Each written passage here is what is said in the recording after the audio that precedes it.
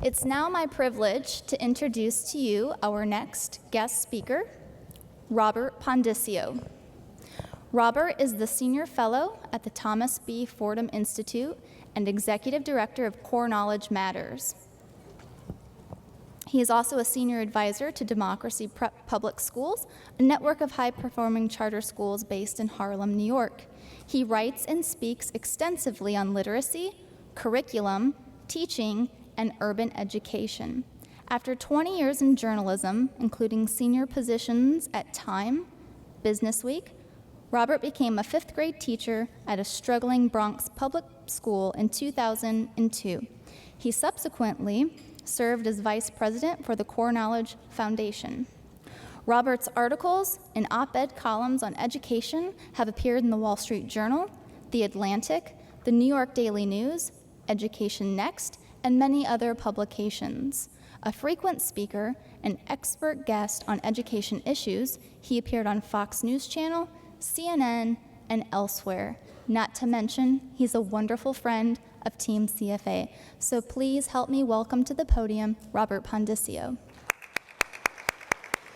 Good morning, and it's nice to be back at this conference. I love this conference, and it's nice to be in Nashville as well. I live in New York City. I don't get to hear a lot of country music, so I'm thrilled about that. And nice to see so many familiar faces again. And also nice to not be up here singing. God bless those of you who did that. That is my, I was just telling Jill, as much as I do public speaking, I still get kind of terrified when I do it. But the one thing that I will not do is sing in public, so I was really glad to have dodged that bullet. I'm going to play a game with you today. At least I'm going to start by playing a game. I'm going to tap out the rhythm of a famous song. I promise you it's one you've heard, maybe even heard it today. But I'm not going to sing it, I'm not going to hum it.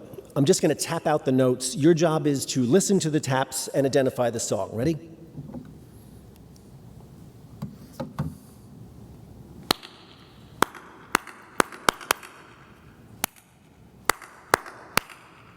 Everybody, all together. Do you know what it is?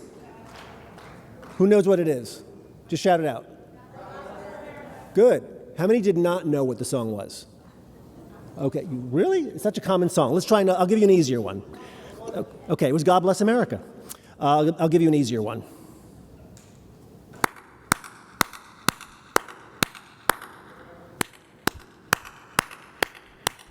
Come on, you got to know that one. Freebird. It was not Freebird. That was Twinkle Twinkle. Who knew that? Okay, I'm kind of having a little laugh at your expense here, okay, because I know this is really, really hard. 20 years ago, a Stanford University psychologist named Elizabeth Newton did a study based on that simple game, and she discovered something remarkable. Given a list of 25 well-known songs, the listener's success rate was about 2.5%, 1 out of 40, probably what we just saw here. But that's not the most interesting thing. Now, as part of this experiment, she asked the person doing the tapping to predict whether or not the listener would get the song correct. The listener, or the tappers, were so confident, so sure that the listeners would know the song that they predicted a 50% success rate, 1 and 2. So why this disconnect? Why is this so hard? We know, everybody knows God Bless America, everybody knows Twinkle Twinkle, you know these songs really, really well.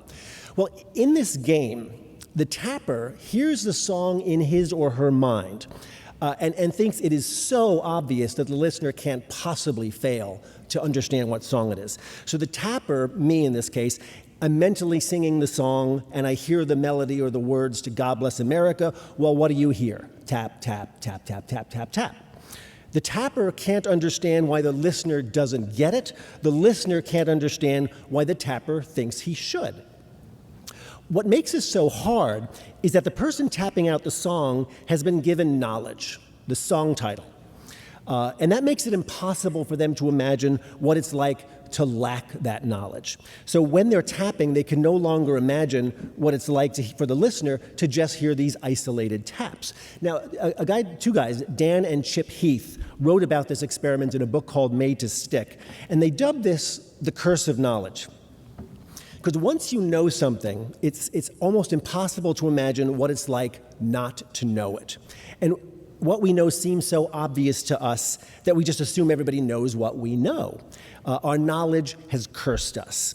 So as a listener, this game is hard because even though you're getting information, it's valid information, but it's incomplete information. You're not getting the whole song. You try to fill in the gaps, but you just can't do it. You don't know what the other person knows. Understanding falls apart. So why am I telling you this? Why am I playing this game with you? Well, this experiment, if you think about it, offers as good a model as you're going to find as to why knowledge is the key to reading comprehension. Writers, speakers suffer this curse of knowledge. They make assumptions about what readers know. Usually it works, but for struggling readers, like many of our students, what's on the page is useful, but it's not enough. It's incomplete. They read it, but they don't get it. How many of you have heard students say that? I read it, but I didn't get it. Happens all the time. That's the curse of knowledge. So I want to address a few topics this afternoon. I want to discuss, why knowledge matters, why understanding and breaking this so-called curse of knowledge should be job number one in education. I want to talk about why reading is not a skill, how our failure to build knowledge is what's holding back education in the United States, and how education reform efforts, the stuff that I do Monday through Friday, is completely missing the boat on the importance of knowledge. And I also want to enlist your help in a new campaign that Jill alluded to that I'm launching along with Lisa Hansel, who I think is here, right, Lisa? I haven't seen you. I believe she's here. Called Knowledge Matters. And it's with the support of folks like Don Hirsch, Joel Klein, David Steiner, Linda Bevilacqua, who's here, and many others. It's an effort that we're launching to once and for all put knowledge at the heart of what we do in our classrooms. So I'm hoping by the end of this talk to deputize all of you in this effort, because what this campaign needs first and foremost is evangelists, and I'm hoping to find a few in this room. But to start, I'm going to talk about some just general misconceptions we have about language proficiency, about reading, and how those misconceptions affect the way that we teach and test reading. How the very worst thing that we can do is narrow curriculum, jettison science and history and art and music, and how doing so paradoxically will make things worse, not better. Now, the advantage of having this conversation in this room is you all get this. Most times when I talk to audiences about this, I have to sell them on this idea that knowledge matters. This is why I love Team CFA. You guys are kind of already in the fold. So let's get started. Let's talk about reading, how we teach it, how we test it, and how understanding this is just critical for our children, and how those of us who bear the burden of trying to improve education must put this front and center on our agenda. And I'm going to start by sharing something that I never learned or never heard when I was a teacher at PS 277 or a grad student or in any of my professional development when I was teaching at my low-performing school in the South Bronx, and it's this. Reading is not a skill. That's a very counterintuitive statement, I grant, because you think of reading like riding a bike or throwing a ball. It's an ability that you acquire when you're a small child, and you generally never lose it. And once you know how to ride a bike, you can ride any bike, right? Same with reading. Some of you may read, or some of us may read faster or slower, more fluently than others, etc. But when you think about your ability to read, if you think about it at all, most of us don't, you probably perceive it as not just a skill, but a transferable skill. In other words, once you learn how to read, you could read a newspaper, a magazine, a memo from your boss, a young adult novel. Reading is reading is reading. Either you can do it or you can't. Well, that view of reading, as you may know, is only partially correct. The ability to turn symbols into sounds or decoding, that is a skill, and it is a transferable skill, and I'll prove it to you. Here are 5 nonsense words. Go ahead and read them out loud if you can.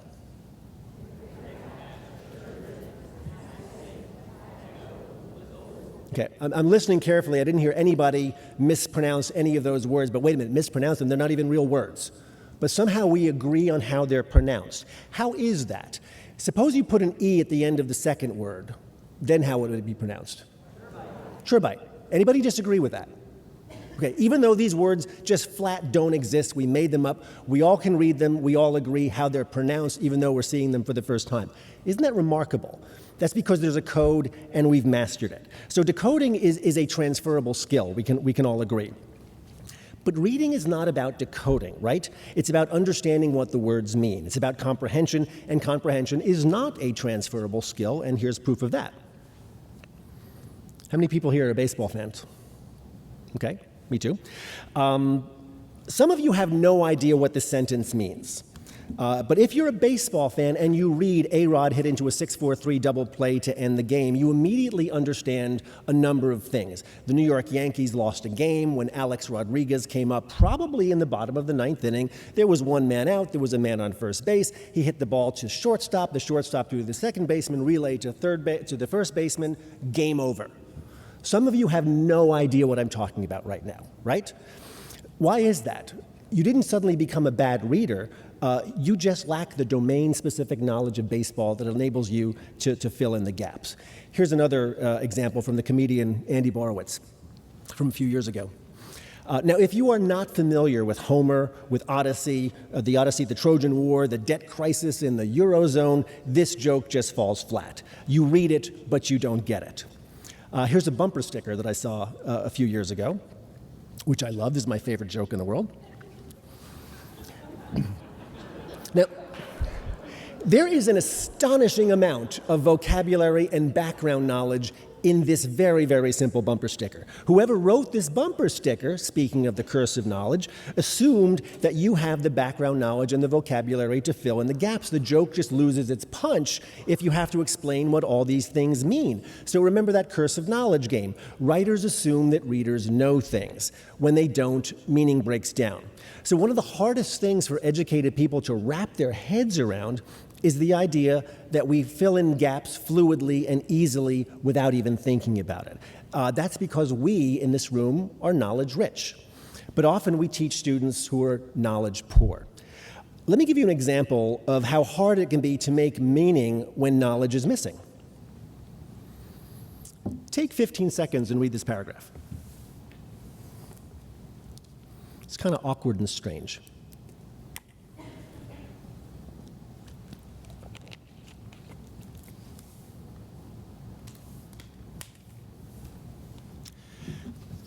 Now, if you've never seen this before, this reading passage was part of an experiment in reading recall. Two groups of people were asked to read this paragraph and then 20 minutes later answer comprehension questions about it. Now, some people who read this paragraph had a really hard time 20 minutes later answering questions about it. If I ask you questions about it 20 minutes later from now, you might have the same result. But there was a second group that had a very, very easy time answering these questions. Why is that? Oh, well, I forgot to mention. The people who found it easy had two additional words that seemed to make all the difference, just two words, these two words. Read it again now and see if it doesn't make more sense. See, the difficulty of this reading passage has nothing to do with vocabulary or text complexity. Each sentence, all the words are fairly easy. The difficulty comes in trying to connect the sentences into a coherent narrative. But the people who were told that it was about washing clothes had a much higher recall. Why is that? It's because they had a mental model of what they were reading that helped them make sense of it. They didn't even need to remember the details because they just knew the gist of it. Having the title gave them that crucial context that they needed that made that passage stickier.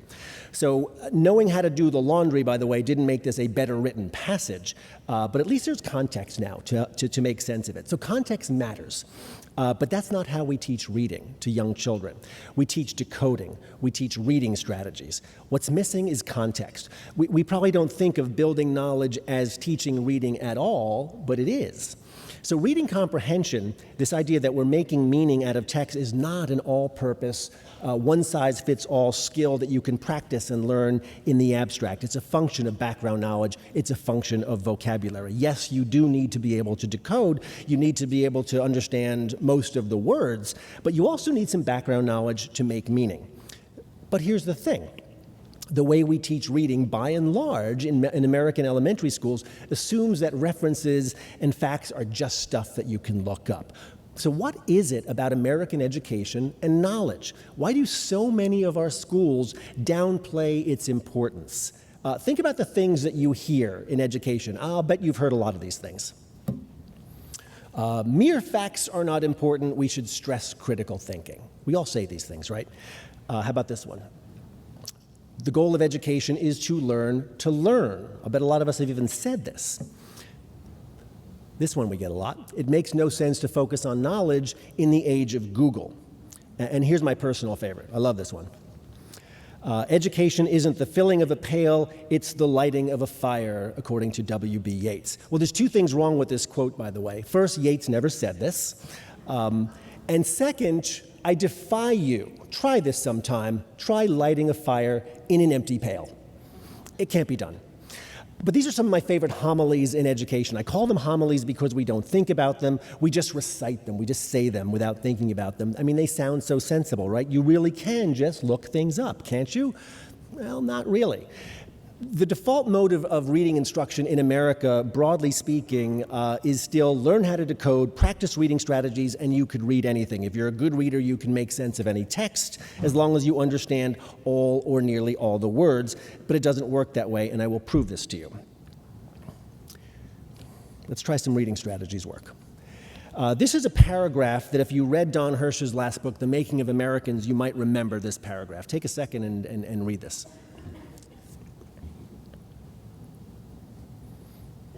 Just like the laundry passage, a little bit weird. Now, this is a passage, by the way, that ran in a newspaper. This is not for a sophisticated audience, a newspaper in Australia. So let's attack this text the way we teach or have been taught to teach reading to our young children. We'll use our reading strategy. So first, let's determine the author's purpose. Well, let's see. This is clearly an account of a cricket match. He's talking about wickets. The author is trying to tell us what's happening or what happened in a game played by the Australian cricket team. Visualization, that's another skill we teach children. I can visualize a cricket match. I've seen them before. Maybe it will help if I make a text-to-world connection. Let's see. I know about baseball. Cricket's kind of like baseball.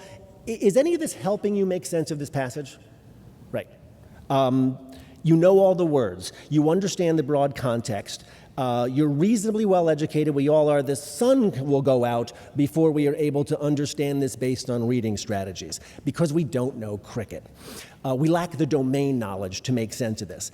By the way, you can try this at home if you're like me. Take out the warranty for your refrigerator or some such and read it, or look at the instructions for loading an operating system on your computer, and you'll feel what it's like to be a struggling third or fourth grade reader. Your rate of reading slows down. You may follow along with your finger. You may feel your lips moving as you're reading this very dense stuff.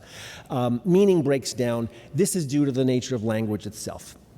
See, even simple texts expect readers to fill in the gaps. The writer, again, assumes that you have the background knowledge to do so. It's that curse of knowledge again. So even familiar, simple words are confusing in unfamiliar contexts. Think of the word shot, for example. I mean, even kindergartners know the word shot. Well, wait a minute. It means a different thing in a doctor's office, on a basketball court, on a rifle range, in a bar, or when the repairman tells you that your dishwasher is shot. So now think for a moment about the tests that our children take, these all-important reading tests. They assume that reading comprehension is this broad how-to skill that's easily measured, easily assessed, and that background knowledge either doesn't matter or that it's evenly distributed among all children. So we judge our schools and increasingly ourselves as teachers based on our ability to improve the skill of reading. But there's really no mystery, is there, as to why affluent children are better readers. They come to school on day one with more background knowledge, with bigger vocabularies. They're more likely to travel. They visit museums. They have rich dinner table conversations with parents who went to college. They grow up in homes with books, and they live lives rich in what the sociologist Annette Leroux called concerted cultivation. Here, take a look at this picture. I actually took this surreptitiously in Penn Station about a year ago.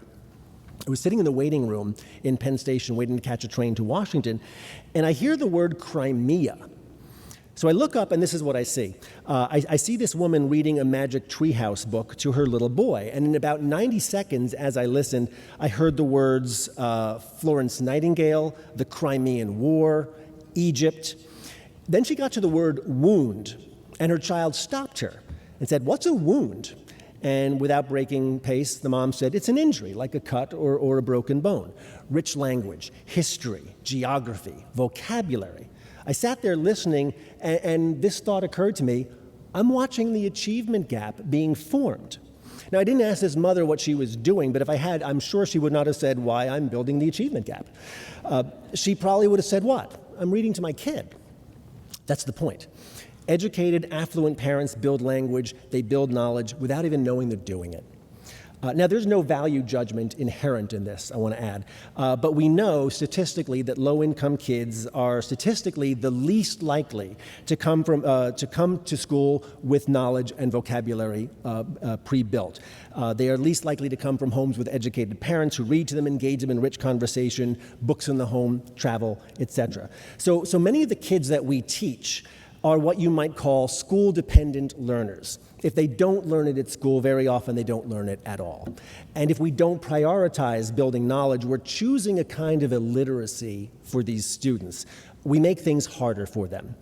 In 1994, those of you who are my age may remember this book, terrific, inspiring book by a guy named Ron Susskind. It was called A Hope in the Unseen. It chronicled the journey of a young man named Cedric Jennings from Washington, D.C., bright, ambitious, went to a horrible school in inner city Washington. Against all odds, he applies to Brown University, and he gets in. The book became one of the touchstone books of the education reform movement because it validated our belief that demographics is not destiny, that you can grow up poor and still make it all the way to the Ivy League. There was a brief moment in this book, which nobody remarked upon, but I love to point this out to people, where a Brown University professor asked Cedric and his classmates how many of them have ever been to Ellis Island, and Cedric had never heard of it. Here's a text from the book. Susskind wrote that Ellis Island is not a core concept in Southeast Washington. He says it's, quote, the sort of white people's history passed over in favor of Afrocentric studies. So because of his lack of background knowledge, Cedric, smart kid, made it to Brown, is at a huge disadvantage. He struggles through his lecture hall class. Some students are barely taking notes. Others are literally sleeping while he's frantically writing down every word out of the professor's mouth. And Susskind writes, so many class discussions are full of references he doesn't understand. Maura knows what to write on her pad, and the sleepers will be able to skim the required readings, all of them guided by some mysterious encoded knowledge of history, economics, and education, of culture and social events that they picked up at school or at home or God knows where. The author did not dwell on this at all. I don't think he even understood what he was seeing in this scene at Brown. But it's a critical insight. So here's Cedric Jennings, this really smart, driven kid, wants badly to succeed. He might be the smartest kid in the class in terms of just raw intelligence, might have first-rate work habits, but he just has to work that much harder. His simple lack of background knowledge almost derailed his chance to graduate from Brown. It was a struggle. Without common knowledge, Cedric Jennings was not college ready. So how much of our college readiness problem in this country is this problem? It's a knowledge problem in disguise. I don't know the answer, but I suspect the answer is quite a lot. So it should seem obvious then that the most important thing that we can do for children is prioritize the thing that they need to close the language gap: content, rich, deep, broad knowledge about the world that they live in. The term the Matthew effect, which you may know, has been used to describe what happens when some kids come to school with smaller vocabularies and less general knowledge than their peers. The name comes, if you're a good Bible student, you know this verse from the Gospel of Matthew. It's this one: For unto everyone that hath shall be given, and he shall have abundance, but from him that hath not shall be taken away even that which he hath. In plain English, this means what? The rich get richer, the poor will get poorer. When it comes to language and vocabulary growth, the Matthew effect means those who are language poor in early childhood will get poorer. They will fall further behind, while the verbally rich grow richer. Why? Because knowledge builds on knowledge, language builds on language, words build on words. How do we learn new words? This is fascinating. Not by studying vocabulary. Those of us who studied for our SAT tests remember memorizing all these deathless lists of words. That's not how you get a big vocabulary. Figure this out. The average college freshman has a 60,000 word working vocabulary. That's a lot of words. So let's do the math. In order to have 60,000 words in your working vocabulary by age 18, well, that would mean you would need to learn 10 words a day, 70 words per week, 3,300 words per year, and by the way, that's assuming that you learn your first 10 words in the delivery room. It doesn't happen that way. Nobody memorizes 10 words a day or learns 10 words a day. So where does all this miraculous language growth come from? Well, it's the Matthew effect. The more words you know, the faster you acquire new words, but you acquire them indirectly and in context. Alice Wiggins, who you may remember fondly, as I do, from the Core Knowledge Foundation, wrote this phenomenal example. I liked it so much I just stole it. And it demonstrates how vocabulary grows. I stole this from her. It's also, by the way, a really good demonstration of the Matthew effect. So let's look at this. Here is a word that some of you may know, but I'll bet most people do not. We can all read this word because we are excellent decoders, so it's excrescence. And I ask people, well, what does this word mean? And people look at it, it has something to do with excretion, I think. Well, no. Maybe you would understand this word better if I gave it to you in a sentence. So here it is. To calculate fuel efficiency, the aerospace engineers needed an accurate estimation of excrescence drag caused by the shape of the plane's cabin. Now we all know what excrescence means, right? Maybe not. Here's another sentence.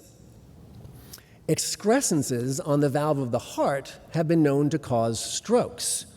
I'm looking at it, I'm seeing people going, okay, maybe, I think I got it. So maybe you have a vague understanding of the word right now. I'll give you one more sentence, and now you can check your understanding or refine your definition. A wart, a small excrescence on his skin, had made Jeremy self-conscious for years. At this point, people go, okay, now I got it. So if I give you one more sentence to check your definition, you will now have this word for life. At the far end of the meadow was what, at first glance, I thought was a huge dome building, and then saw was an excrescence from the cliff itself. Now, you've probably figured out, if you didn't previously know, that the word excrescence means a projection or an outgrowth, especially something that's unusual or abnormal. I think I've got the dictionary definition. There you go. So this is an accelerated example of how word learning occurs. You get a general sense of the word through repeated exposure. It's not a fixed or definite meaning. You refine it over time, every time you encounter the new word, until eventually it becomes part of that 60,000 word vocabulary. But wait a second, stop for a second and go back. Take a look at some of these sentences again. Think of all the knowledge that you already had that enabled you to learn this new word. I didn't stop and explain to you what calculate means, what fuel efficiency is, what an aerospace engineer does, or what drag is. I assumed you knew. I didn't bother to talk about what a stroke is or what a heart valve is. I just assumed that you knew. Likewise here, I didn't explain what it meant to feel self-conscious or what a wart was. Curse of knowledge, right? I just assumed, I don't need to explain that. Everybody here knows, on and on. So you walked into this room already rich in knowledge and vocabulary, and thank you, Matthew effect, you just got a little bit richer. If you didn't know those things, aerospace engineer, self-conscious, wart, etc., you just fell a little bit further behind the rest of us. That's the Matthew effect. Now, writers and speakers obviously don't take time to explain what aerospace engineers and all these other things are. They just assume that their readers get the gist. The gist is the secret sauce. The gist is where the language of magic growth occurs. If you don't know the gist of what I'm talking about or what you're reading about, your understanding is vague. Your ability to learn new words, to gain new knowledge is vague, and you know what they say. What happens in vagueness stays in vagueness. See, but and thanks for laughing at the joke, but this is profoundly important, right? This is the heart of our struggle to improve reading comprehension. If you don't get the gist, you get the Matthew effect. You get the achievement gap. You get lousy test scores. You get generational poverty. If we don't teach kids, and especially low-income kids, science, history, geography, art, music, if we don't make their education as rich and robust as possible, that dreaded Matthew effect takes hold, and it never lets go. Word growth slows. They're not going to learn how to read with understanding. They will read it, but they will not get it. Here's what Dan Willingham, who many of you I think know, a brilliant cognitive scientist from the University of Virginia, says. The mistaken idea that reading is a skill that you can learn to crack the code, practice comprehension, and read anything is, as he says, the biggest single factor holding back reading achievement in this country. We're not going to reach standards with just standards alone. The knowledge-based problem has to be solved. And here's something else that Dan says that I quote quite a lot. Teaching content is teaching reading. By the way, if you've never seen, there's a 10-minute YouTube video with this title that Dan put together. If you do nothing else, make sure you show that to everybody you know. It explains all of this as economically as can be. So why is teaching content teaching reading? Well, it's because reading is what cognitive scientists like Dan Willingham would call domain specific. You have to know a little bit about the subject and sometimes quite a lot about a subject in order to understand it. By the way, the same thing is true of all of our big picture goals for our kids. Reading comprehension, problem solving, critical thinking, creativity, all of these are domain specific. They are all knowledge based. We don't always think that. We think, oh, we're going to teach 21st century skills. No, you're not. There was a paper not long ago with the title was, "Could Steven Spielberg manage the Yankees?" Didn't read the paper, but the answer is no. He's a creative genius, but he's a creative genius filmmaker. There's no reason to expect that he would be more successful in the dugout at Yankee Stadium than you and I would be. There's no such thing as an all-purpose critical thinker or genius. Those skills are domain-specific. They don't transfer from Hollywood to the Bronx, and neither does reading comprehension. Here's the very best proof point that I can offer you that demonstrates this principle. There was a study some years ago with middle school students. I believe it was 7th grade students, and they were reading a 5th grade passage about what else? I love baseball. Baseball. So this middle school experiment used two groups of students. Half of the students were, at least based on standardized test scores, good readers. Half of them were weak readers. Then they were divided further still into students who knew a lot about baseball, students who didn't. So now you've got 4 groups. Good readers who know a lot about baseball, good readers who don't know a lot about baseball, poor readers who know a lot about baseball, poor readers who know nothing about baseball. The experiment was this. They were given a passage about a half an inning of a baseball game, and while they were reading, the researchers would stop them and say, okay, on this model diamond, illustrate the action that you just saw for me, move the players around so we can see that you understood. Now, if reading comprehension was a transferable skill, that's how we teach it, that's how we test it, then the students who are good readers should have no trouble outperforming the poor readers, right? Either you're a good reader or you're not. And once you become a good reader, you don't suddenly your brain doesn't fall out of your head, you don't become a poor reader. So what did this experiment reveal? Stunning. Good readers who didn't know baseball got an average of 18.8 out of 40 items correct. The poor readers who knew baseball, 27.5 out of 40. It wasn't even close. They blew them away. So, put it differently, knowing a lot about the subject seems to make the poor reader into a good reader. But if this makes you question, well, wait a minute, who's a good reader, who's a bad reader, that's exactly the point. Who's more likely to get a good score on a reading test? Is it the kid who has spent more time practicing reading strategies, or is it the kid with a broad body of background knowledge? But again, this is not how we test it. Broad general knowledge correlates with broad general reading competence. We know this. But visit an elementary school, like the one that I used to teach at, and this is what you will see. You will almost certainly walk into any classroom at PS 277 or another school like that, and you'll see these ubiquitous posters, inevitably in child-friendly language, and they say things like, good readers ask questions, good readers create pictures in their mind, good readers make connections when they read. You will also see teachers doing think alouds. This is how I was taught to teach my struggling South Bronx readers. You're reading a text and you stop, you interrupt yourself, you ask yourself a question, you answer it out loud. What are we doing as teachers when we do this? We are modeling, right? We're modeling the habits of good readers. We're showing students what good readers do, and then we encourage them to imitate and adopt those behaviors. Well, I have a name for this phenomenon, and it's this. I call this cargo cult reading. I'm not sure if you've ever heard of this or not. There was a famous physicist, Richard Feynman. He wrote about cargo cults. I tell this story and people think I'm making this up. I swear to God, this is actually true. You could look this up. He described these primitive tribes in the South Pacific in the days after World War II. During the war, they saw all these planes land. There was a war going on, American soldiers everywhere. These planes would land, all this great stuff would come out of the back of planes, food and supply and medicine and whatnot. Then the war ended, the soldiers went home, the planes went away. These tribesmen wanted the planes to come back. So what did they do? They built runways with signal fires. They built control towers. They put a guy inside the control towers with a helmet and sticks like antenna coming out of the side of his head. They even, you can see them here, they even made decoy planes out of bamboo to attract more planes. This sounds ridiculous, right? Why would they do this? Well, this is what they saw the soldiers do during the war, and it worked perfectly. The soldiers had what? Modeled the proper behaviors, and the cargo cults were practicing what they saw, what they were taught, what good soldiers do to make the planes land. Here's what Feynman said. He said, the form is perfect, it looks exactly the way it looks before, but it doesn't work. No airplanes land. They follow all the apparent precepts and forms of scientific investigation, but they're missing something essential because the planes don't land. Again, it sounds ridiculous, but how is this different than how we teach reading? In reading, what's missing is knowledge, content, basic background information about the world. Without it, many of our children, especially disadvantaged children, are just like those benighted cargo cultists. They're doing it right and they're failing. They're reading, but they're not getting. It's not their fault, it's our fault. Because we insist on teaching reading as a transferable skill when it's not a skill at all.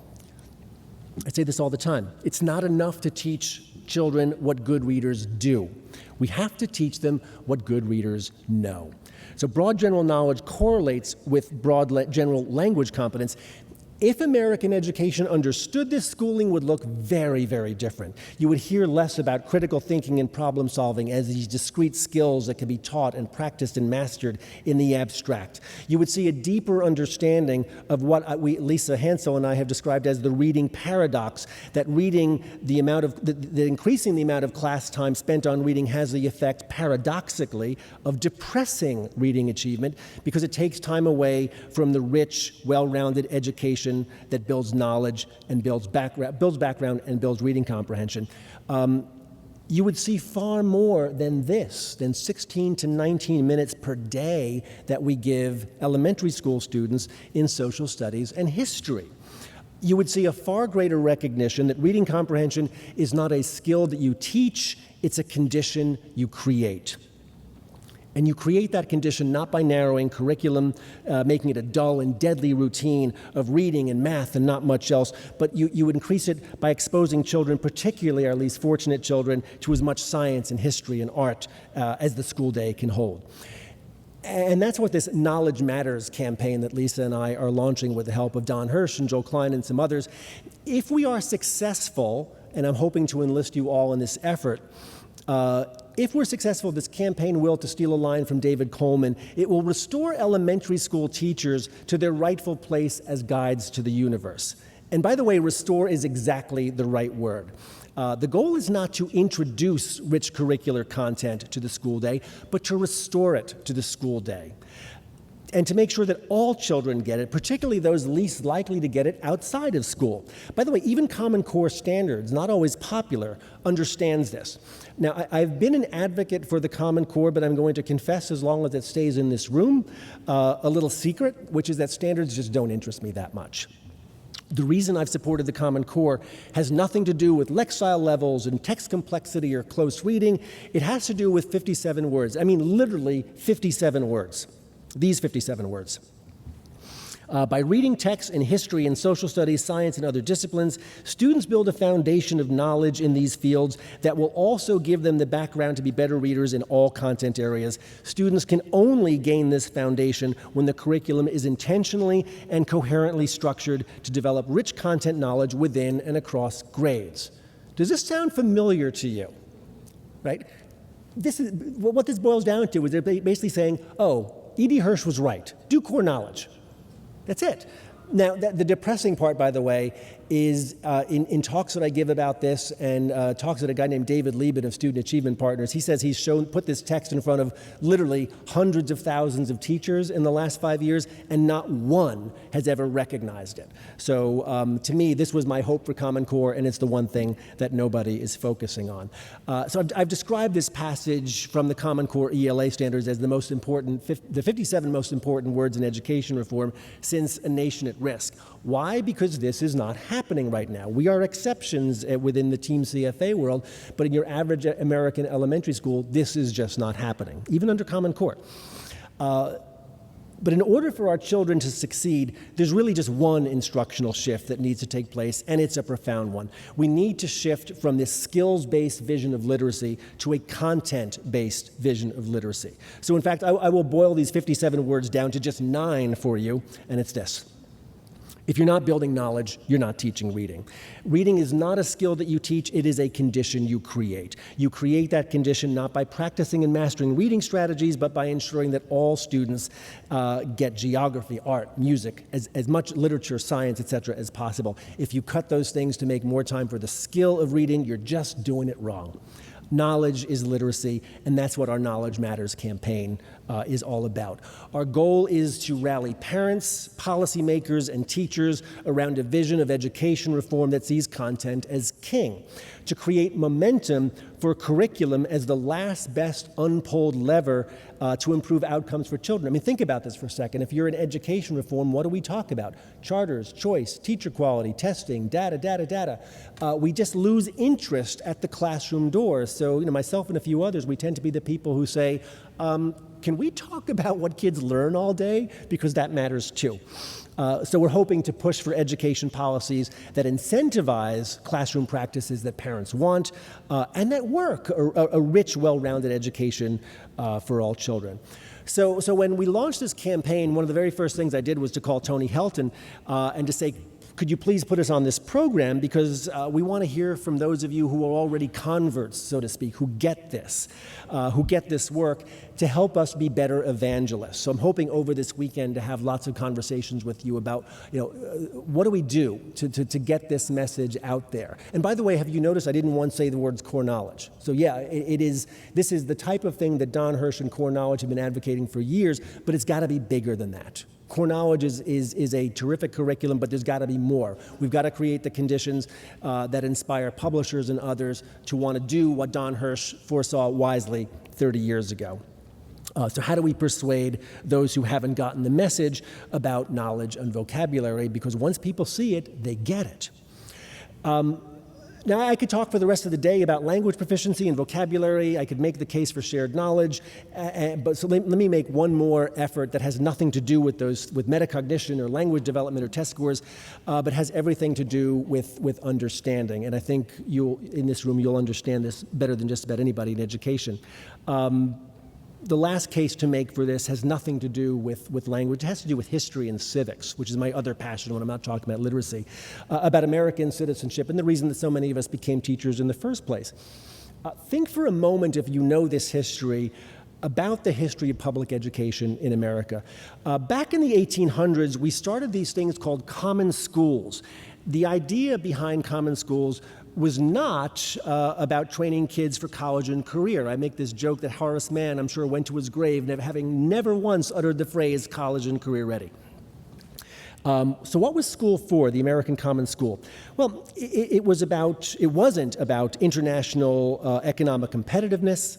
It was not about STEM subjects, it was about citizenship. It was about ensuring that American citizens were up to the task of self-government. Democracy, talk to Jeff, he'll know this history. Democracy was a bit of a long shot, historically speaking. There's a famous story which I hope we all know. I think it's part of the core knowledge sequence, about Benjamin Franklin leaving the Constitutional Convention in 1787. You remember the story? A woman asked him what kind of government he and the other delegates had decided on, and his famous reply was this: "A republic, madam, if you can keep it." Franklin knew that republics have a nasty habit of falling apart, of being overwhelmed by factions. A republic depends on educated, responsible citizens who know their rights and their responsibilities, citizens who value their liberties and do whatever it takes to protect and preserve them. Without educated citizens, a republic does not have a chance to survive. So our earliest thinkers, if you go back and recapture their mindset 200 years ago, they were not thinking about college and career readiness. They were thinking that democracy is a fragile thing, that without educated citizens capable of self-government, the United States would not last long. So they would have agreed, I think, I hope, with the idea that we're here to promote with the Knowledge Matters campaign, that a common knowledge base is important, yes, for reading comprehension, for language, for critical thinking, but it's also important for citizenship. That's why we started these things called public schools nearly 200 years ago. See, and I hope I don't end on a depressing note, but the longer I spend in education, the more worried I become about the growing civic and historical ignorance. It imperils our heritage, it poisons our politics, it's betraying increasingly our faith in one another as Americans. I fear we are at risk of losing touch with the ideals and traditions that have bound this nation together for over 200 years. I do worry, and it's hard not to worry, in 2016, that if we continue down this present path, we risk becoming the generation that lost the Republic, or that failed to keep it. And this puts an enormous burden, frankly, on those of us in this room. It comes down to what happens in our classrooms and the awesome responsibility we place in the hands of our teachers. So let's teach our children what it means to be Americans, both the joys and, yes, the costs. Let's make citizenship the third C, along with college and career readiness. We need to know that our children can take full advantage of their God-given talents to make their way in the world, but schools also have the mission of preparing children for stewardship of a good and just society. So let's put knowledge at the forefront of what we do. It will help us build readers, it will help us build critical thinkers, it will help us build problem solvers and communicators, but I think most importantly, and I hope you agree with me, it will also ensure that the next generation can keep the Republic. Thank you.